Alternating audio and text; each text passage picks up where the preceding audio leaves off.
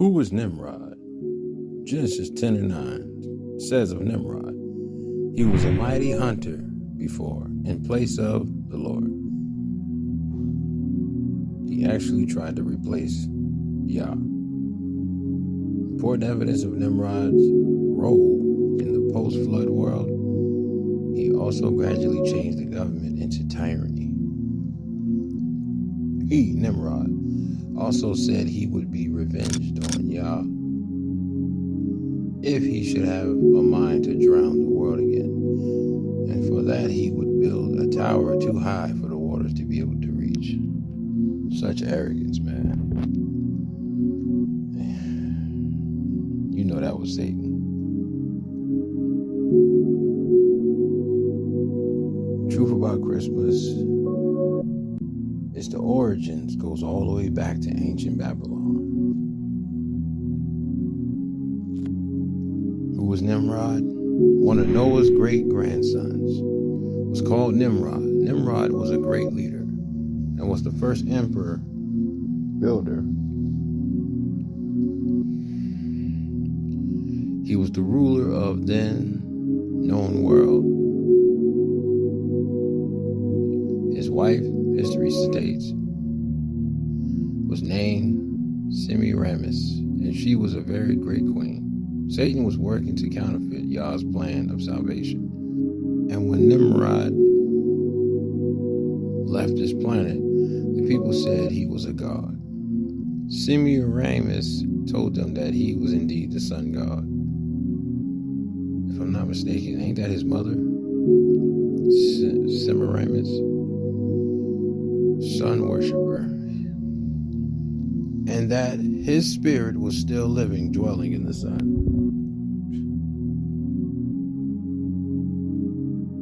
If you grew up celebrating the American version of Christmas, you almost certainly know the tale of St. Nick.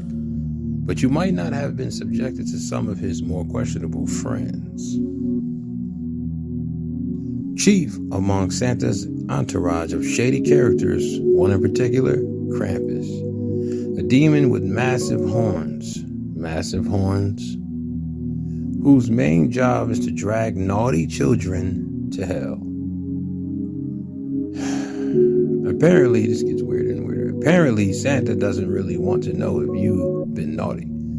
So a few weeks before Christmas, he sends Krampus, the demon with the massive horns, around to weed out the bad, very bad children.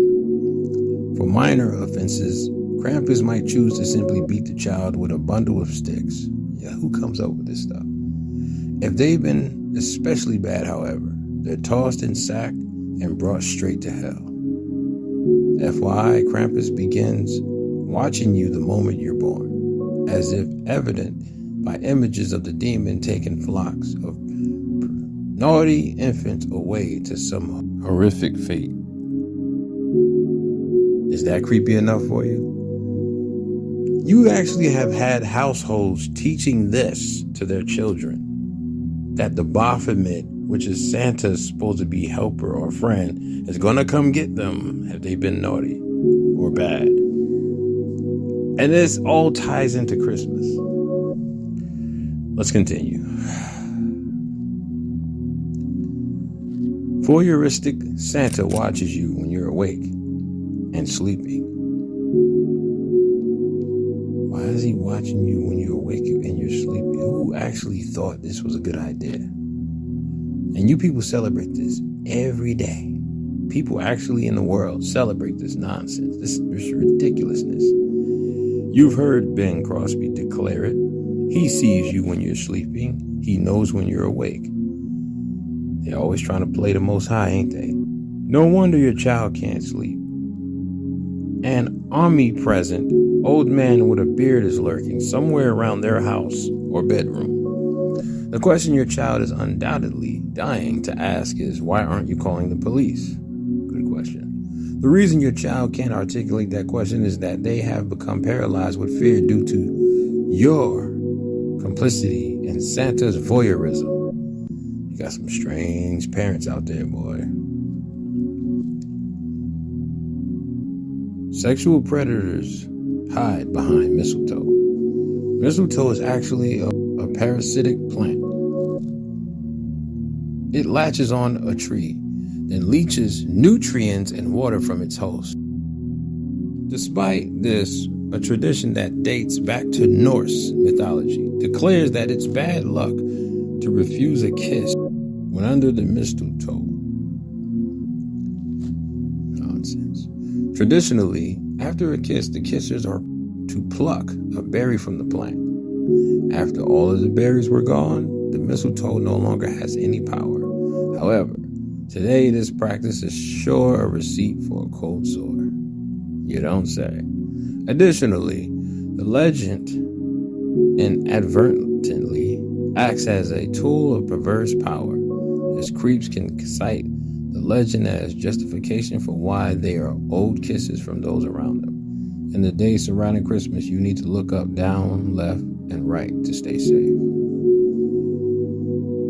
Ain't no way I would ever be teaching this in my household. None of this stuff. The Nutcracker is about a child lost in another world. Most people have seen some version of the Nutcracker. However, many are not aware that this beloved holiday staple was written and based on E.T.A. Hoffman's 1816 fairy tale. In the fairy tale, a young girl named Marie falls in love with the Nutcracker Prince, who she can only see come to life when she's asleep. This is a doll, by the way, mind you. This stuff just gets crazier and crazier. During a battle between the Nutcracker Prince and the Mouse King, Marie cuts her arm and falls into a feverish sleep. There, she gets brainwashed by the Mouse King. After Marie recounts this story to her family, they forbid her from speaking about her dreams. Nonetheless, Marie's faithful love for the Nutcracker brings the ugly doll to life once again. She and the Nutcracker Prince leaves Marie's world and chooses instead to live in the doll kingdom.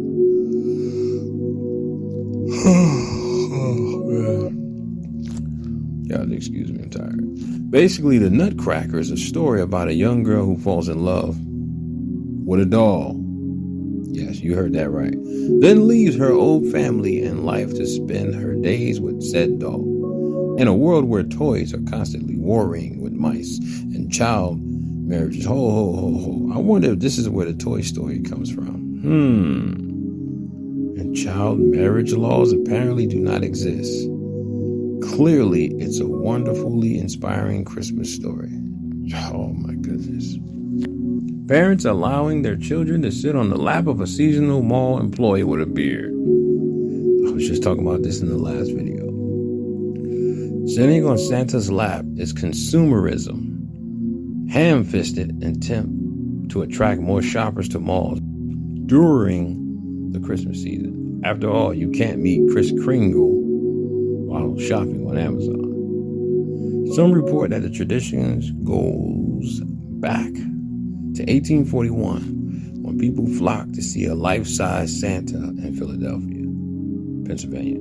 Today, the times are changing and more parents prefer their children to just stand by Santa. However, plenty still force their kids to sit on that creep's lap. And he's definitely a creep. We've all witnessed a terrified, screaming child fighting to get off of a chubby, bearded dude's lap. Why isn't that child abuse? Why isn't that child abuse? Now, most of these kids, they don't even know what's going on. They just know, go ahead, honey, it's okay. No, it's not okay. And that's why they're kicking and screaming. They don't know this man from a can of paint.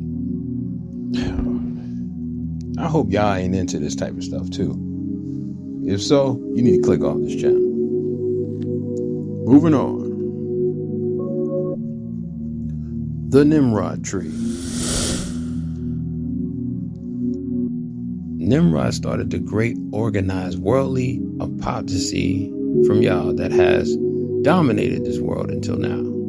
Nimrod married his own mother, whose name was Semiramis. After Nimrod's death, his so-called wife, propagated the evil doctrine of the survival of Nimrod as a spirit being. She claimed a full-grown evergreen tree sprang overnight from a dead tree stump, which symbolized the springing forth unto new life of the dead Nimrod. When you put them Christmas trees in your household, you're celebrating Nimrod. I hope y'all know that. But that's on you. On each anniversary of his birth, she claimed Nimrod would visit the evergreen tree and leave gifts upon it. Oh, man. See? Look at this. December 25th was the birthday of Nimrod. This is the real origins of the Christmas tree, or the Nimrod tree. Let me point something out to y'all. Y'all putting Christmas trees and all these ornaments on the trees, right? In your living rooms or your household, wherever. What happened in the days of the Garden of Eden with Adam and Eve? What happened? Where was the serpent? On a tree, right? Satan's back to his old tricks again.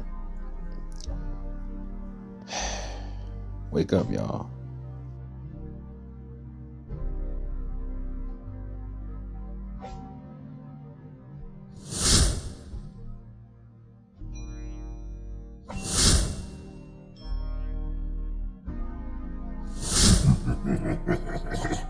Got you again.